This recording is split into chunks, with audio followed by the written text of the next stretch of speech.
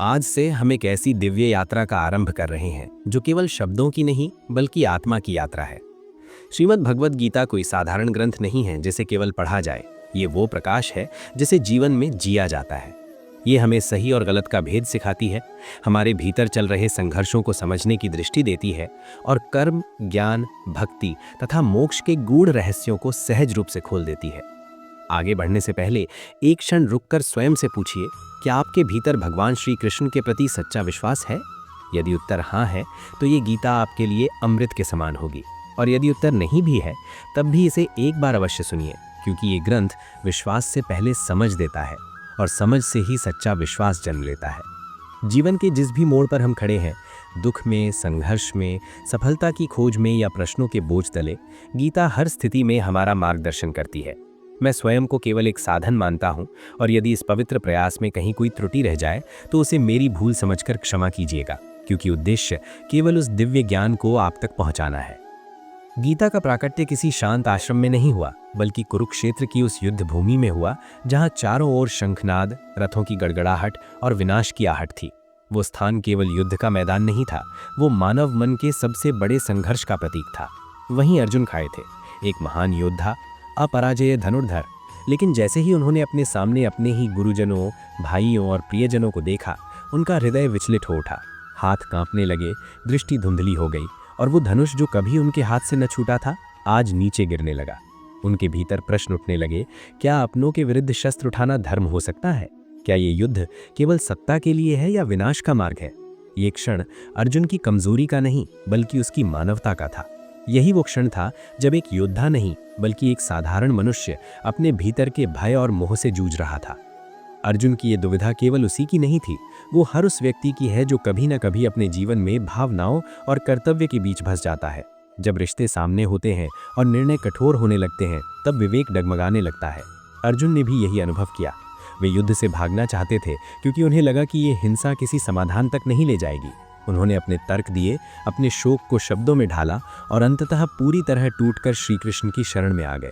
उन्होंने स्वीकार किया कि उनका मन भ्रमित है, उन्हें समझ नहीं आ रहा कि सही क्या है। यही स्वीकारोक्ति वास्तविक समर्पण थी। जब मनुष्य अपने अहंकार को छोड़कर ये मान लेता है कि उसे मार्गदर्शन चाहिए, तभी सच्चा ज्ञान भीतर उतरता है।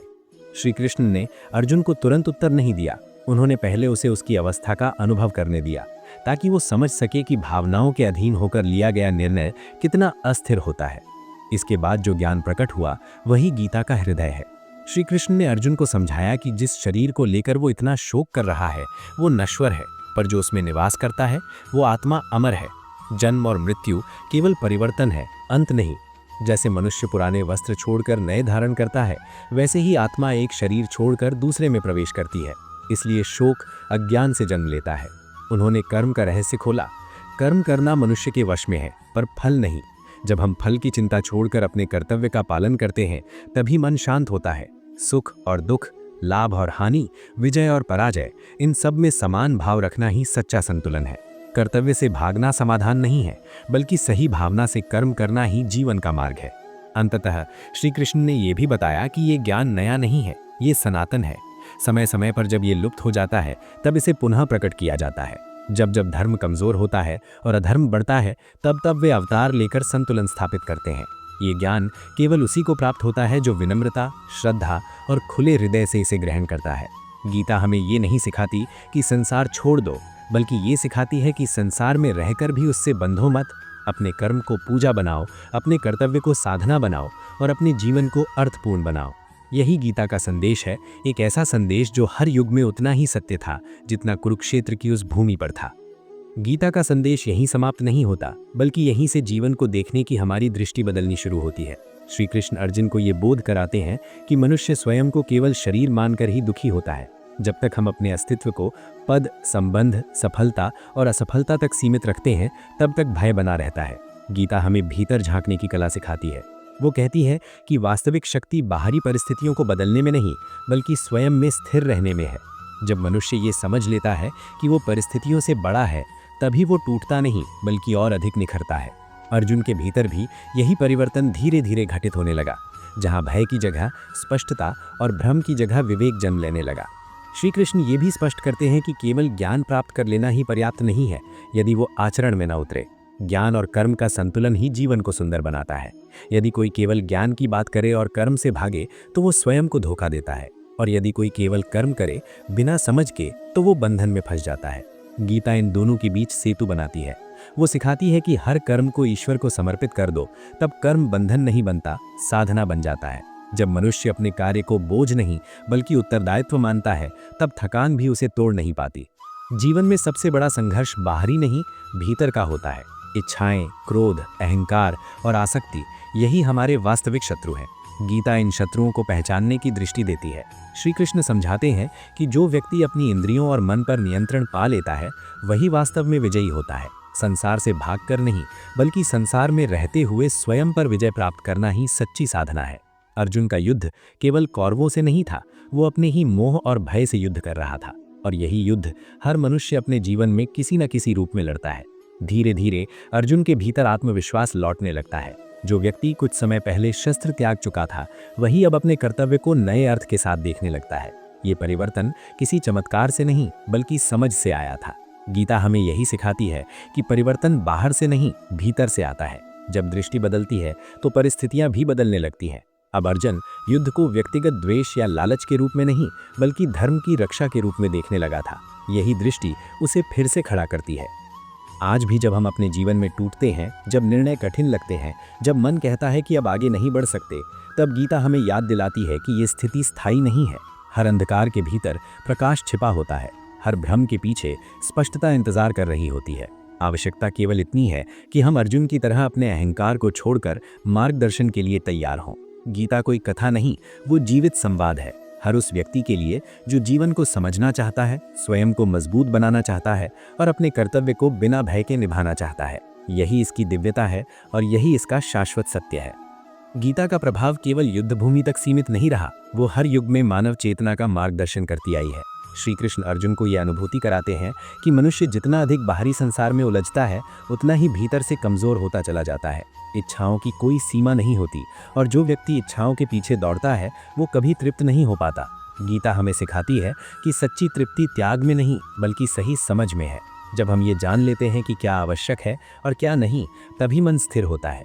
अर्जुन का मन भी धीरे धीरे स्थिर होने लगा, क्योंकि अब वो अपने जीवन को केवल परिणामों की दृष्टि से नहीं, बल्कि कर्तव्य की दृष्टि से देखने लगा था।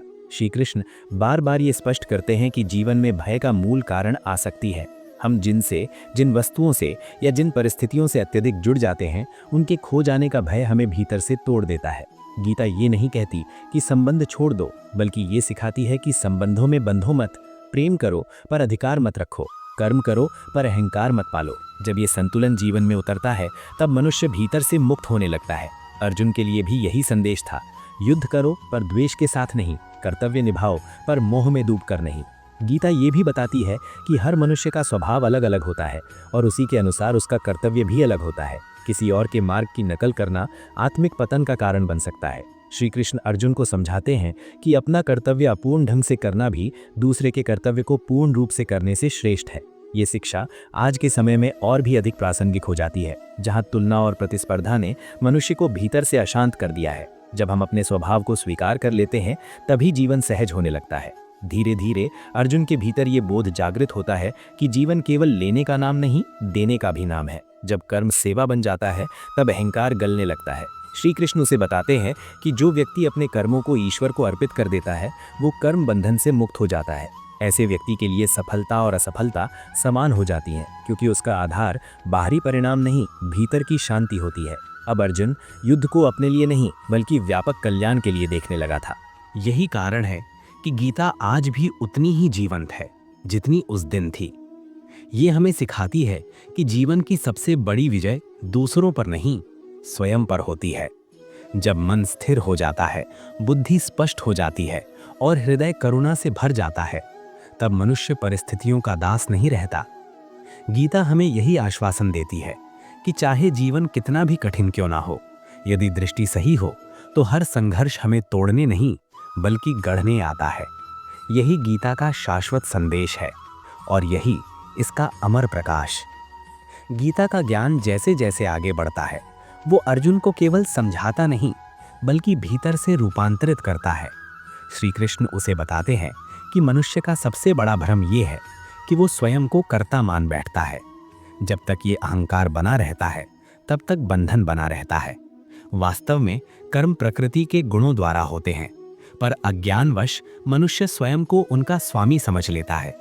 जब ये भ्रांति टूटती है तब मन हल्का हो जाता है। अर्जुन के भीतर भी ये समझ जन्म लेने लगी कि वो केवल एक माध्यम है और उसके हाथों होने वाला कर्म किसी बड़े विधान का हिस्सा है। यही बोध उसे भय से मुक्त करने लगा। श्री कृष्ण अर्जुन को मन के स्वभाव से परिचित कराते हैं।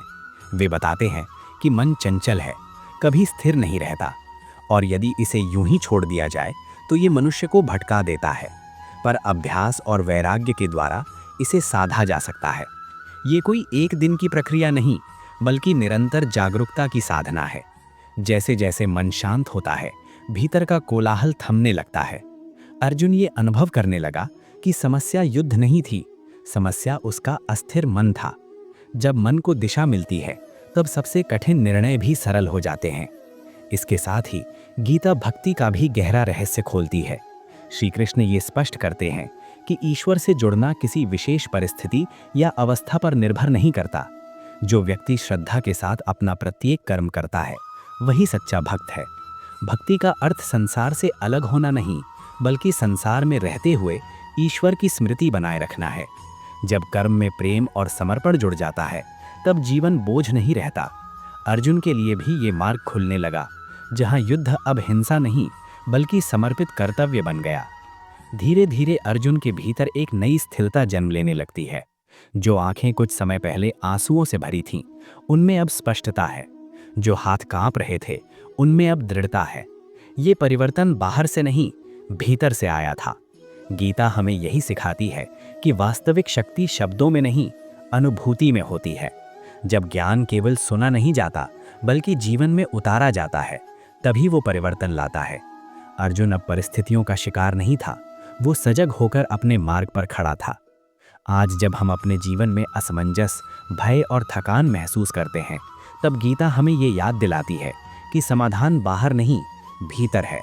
हर उत्तर पहले से हमारे भीतर मौजूद है, आवश्यकता केवल उसे जागृत करने की है। श्री कृष्ण का संवाद आज भी उतना ही जीवंत है, क्योंकि वो किसी एक समय या व्यक्ति के लिए नहीं, बल्कि हर उस मनुष्य के लिए है जो जीवन को अर्थ देना चाहता है। गीता हमें ये भरोसा देती है कि जब दृष्टि सही हो जाती है तब कोई भी संघर्ष व्यर्थ नहीं जाता। हर अनुभव हमें भीतर से अधिक पूर्ण बनाता है। यही इसका मौन उपदेश है और यही इसकी अमर शक्ति। गीता आगे बढ़ते हुए अर्जुन को ये भी सिखाती है कि जीवन में सबसे बड़ा बंधन अपेक्षाएं हैं।